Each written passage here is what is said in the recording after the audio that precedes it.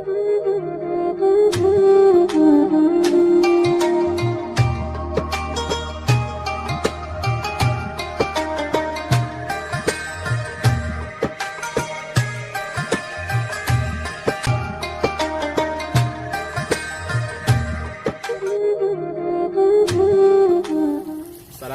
warahmatullahi wabarakatuh. Alhamdulillah wassalatu wassalamu ala rasulillah wala haula wala quwata illa billah, amma ba'du. Rekan-rekan guru yang saya hormati, adik-adik peserta didik MTS 8 yang saya cintai dan saya banggakan, alhamdulillah syukur kita panjatkan kehadirat Allah Subhanahu wa taala atas limpahan rahmat taufik hidayah yang diberikan kepada kita, sehingga hingga saat ini kita masih diberikan limpahan rahmat taufik hidayah Allah Subhanahu wa taala kepada kita.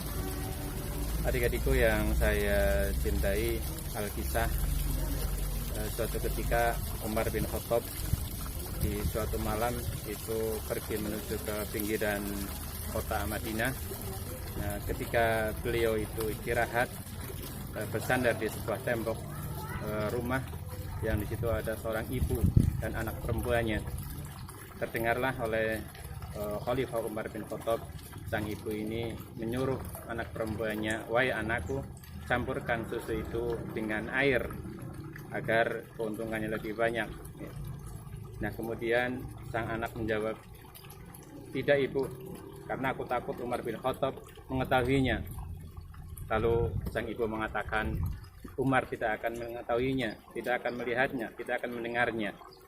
Lalu sang anak ini menimpali sang ibu, "Tidak ibu, kalaupun Umar bin Khattab itu tidak mengetahuinya, tidak mendengarnya, tapi Allah Subhanahu wa taala pasti mengetahuinya, pasti mendengarnya, dan apa yang kita lakukan itu diketahui oleh Allah Subhanahu wa taala." Mendengar hal tersebut, Khalifah Umar bin Khattab takjub. Kemudian di pagi harinya beliau menyuruh putranya, yaitu Asim, untuk menemui wanita tersebut. Kemudian meminta agar bisa menikahinya. Nah, kemudian menikahlah putra Umar bin Khattab ini dengan sang wanita yang jujur dan takut kepada Allah Subhanahu wa taala ini, yang kemudian dikaruniai ya nanti menjadi keturunan Umar bin Abdul Aziz. Nah, dari kisah ini ada pelajaran yang bisa kita petik, ya, yaitu muraqabatullah. Kita merasa bahwasanya Allah Subhanahu wa taala senantiasa mengawasi kita dimanapun kita, kapanpun kita berada. Tak ada makhluk pun yang bisa luput dari pengetahuan Allah, dari pengawasan Allah Subhanahu wa taala. Oleh karena itu, marilah kita berusaha, kita mencoba tanamkan dalam hati kita, tanamkan dalam diri kita bahwasanya Allah Subhanahu wa taala senantiasa mengetahui kita, bahkan bukan hanya mengetahui namun mengawasi. Adik-adikku yang saya banggakan, perlu kita ketahui juga bahwasanya Allah Subhanahu wa taala pengawasannya yang maha dahsyat, yang tak ada makhluk pun mampu untuk menghindar darinya. Bahkan pengawasan Allah Subhanahu wa taala itu ada 3 level. Yang pertama, Allah Subhanahu wa taala mengetahui sendiri apapun yang kita lakukan, apapun yang makhluk lakukan. Allah Subhanahu wa taala berfirman, "Walaqad khalaqnal insana wa na'lamu ma tuwaswisu bihi nafsuhu wa nahnu aqrabu ilaihi min hablil warid." Dan sungguh kami ciptakan manusia, kemudian dan kami mengetahui apa yang terbersit dalam hati manusia, dalam hatinya, dan kami itu lebih dekat dari urat lehernya. Nah, di situ Allah Subhanahu wa taala telah mengabarkan kepada kita bahwasanya Allah yang menciptakan kita, dan Allah itu mengetahui apa yang kita lakukan. Bahkan tidak sekedar apa yang kita lakukan, tapi apa yang terbersit dalam hati kita. Jadi ketika kita mengambil hak yang bukan hak kita, melakukan menghindari tanggung jawab kita, itu Allah tahu, meskipun orang lain itu tidak mengetahuinya.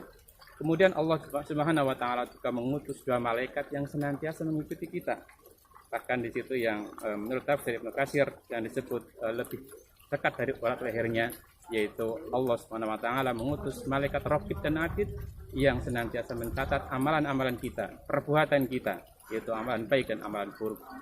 Pada ayat yang selanjutnya, yatalaqqal mutalaqqiyani 'anil yamini wa 'anil shimali qa'id. Dan sungguh ingatlah Ketika dua malaikat itu mencatat perbuatannya, yang satu duduk di sebelah kanannya dan yang satu duduk di sebelah kirinya. Nah, itu pasti akan senantiasa mencatat dimanapun kita berada amalan-amalan kita, perbuatan-perbuatan kita. Masuk ketika kita melakukan keburukan, meskipun tidak ada orang yang tahu, sungguh malaikat akan senantiasa menyertai kita. Kemudian yang ketiga, yaitu persaksian anggota tubuh yang telah Allah ciptakan. Itu badan kita akan menjadi saksi nanti di yaumil kiamah.